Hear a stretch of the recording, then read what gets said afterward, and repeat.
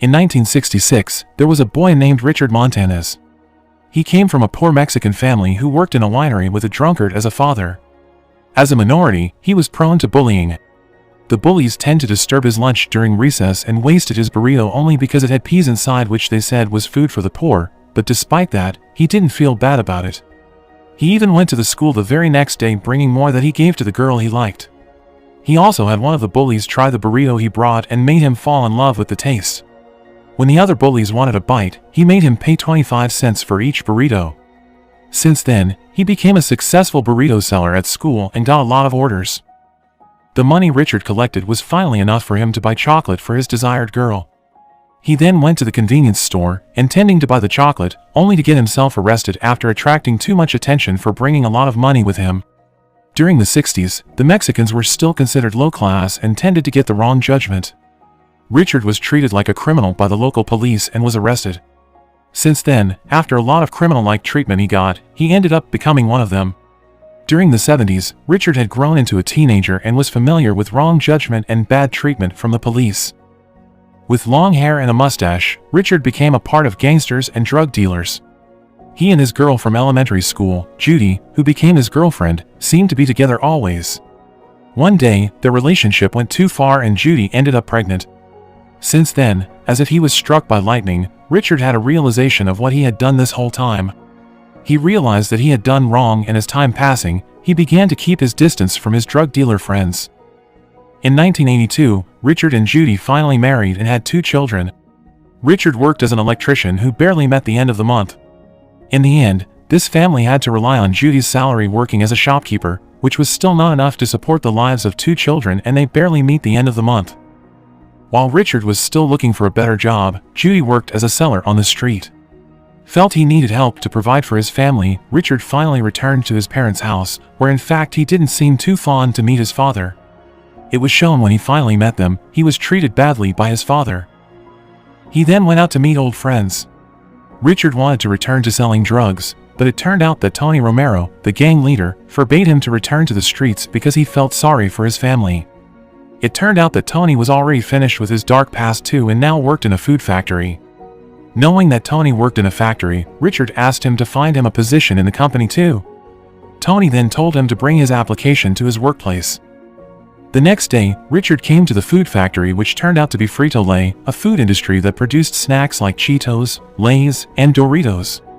Fortunately, Richard wasn't immediately refused but was told to fill out the application form that had been prepared by the company. Felt confused and not confident to fill out the form, he went home to fill it out later. At home, Judy was the one who in the end filled out the form. Judy filled out the alumni column as a graduate of Santo Bernardus High School, even though Richard never by the time reached high school. Judy was sure that the people in the company would not know that. The next day, with the form filled in by Judy, Richard immediately faced the human and resource manager, who turned out to be a high school alumnus of Santo Bernardus High School itself. Richard, who was not a good liar, finally spilled the bean and got the lies exposed, but when the manager was about to leave, Richard asked for an opportunity to work there. Seeing that there was little to no risk of a janitor position, in the end, the manager accepted Richard to work, knowing that Mexican laborers were hard workers. With enthusiasm, the very next day, Richard ironed the Frito-Lay work uniform that had been given to him by the company. As an immigrant like him, being able to work in big companies had become a matter of pride, even though it was just as a janitor. He was then taken around the factory where he looked at a sea of chips produced and packed. He was enthusiastic to see the amazing facility, especially because he is very interested in machinery. He worked diligently and never forgot to check out the machines in the factory, which he saw were so up-to-date and modern. One time, he asked about it to a machine operator who instead told him to just do his job. He was about to get mad, but he held his anger, knowing he needed the job and wouldn't want to cause any trouble that could endanger his career.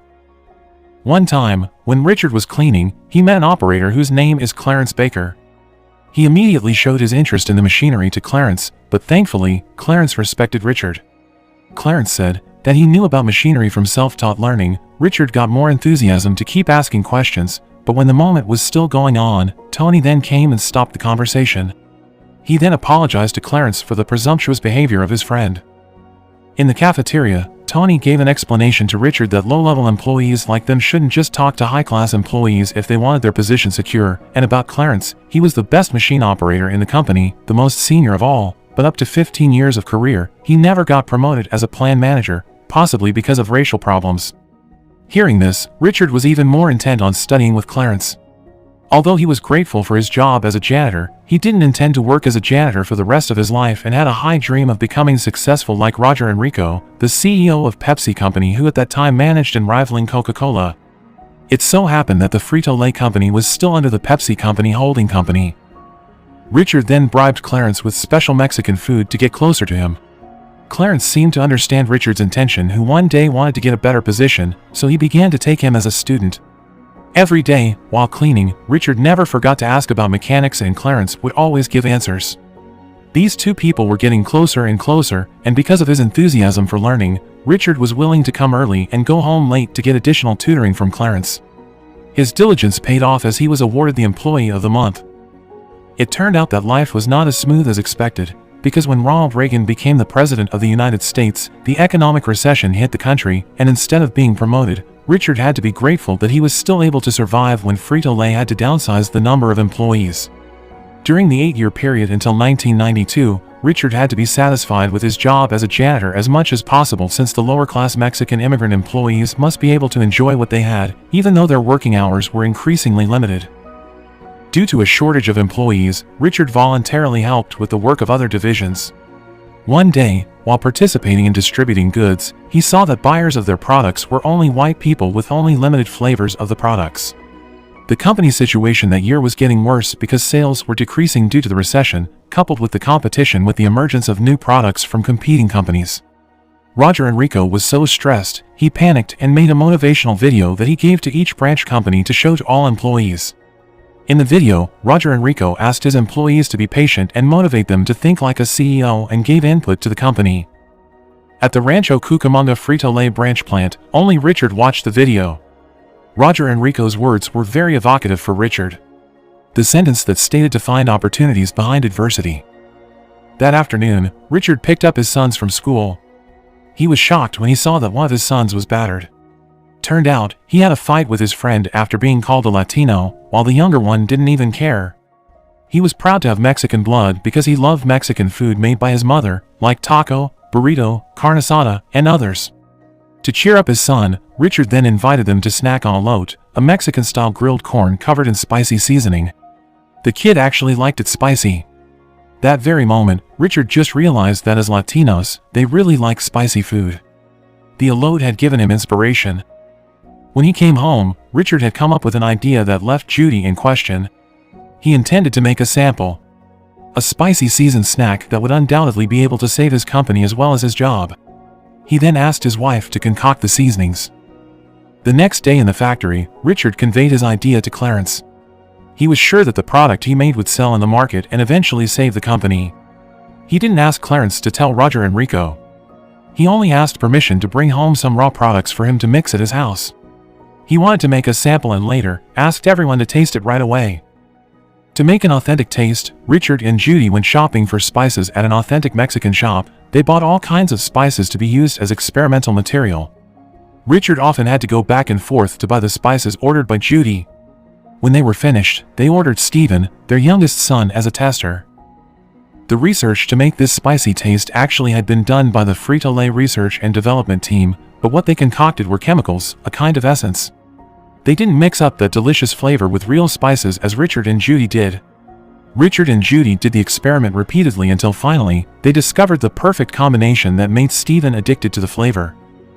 One day, their factory was doing another layoff of employees. Richard felt that it was time for him to act. He dared to convey his idea to Lonnie, the plant manager, and asked him to call Roger Enrico. Lonnie directly refused, saying there would be no chance for a CEO to hear the idea from a janitor like him. He was annoyed because he felt taken for granted. Finally, Richard acted alone. That night, when the others were on their way home, he snuck into the manager's office and copied the phone number of their company's CEO, and the next day, he secretly called the CEO's office. The staff was shocked to find out a low-class worker called straight to the CEO's office, but knowing the situation of the company, after knowing Richard's intention, the staff immediately forwarded the call to Roger Enrico. While talking to the CEO, Richard explained to the point, saying that he is a Mexican, and like other Mexicans, they really like to eat snacks, but they always smear it with spicy sauce, explaining that the Mexicans love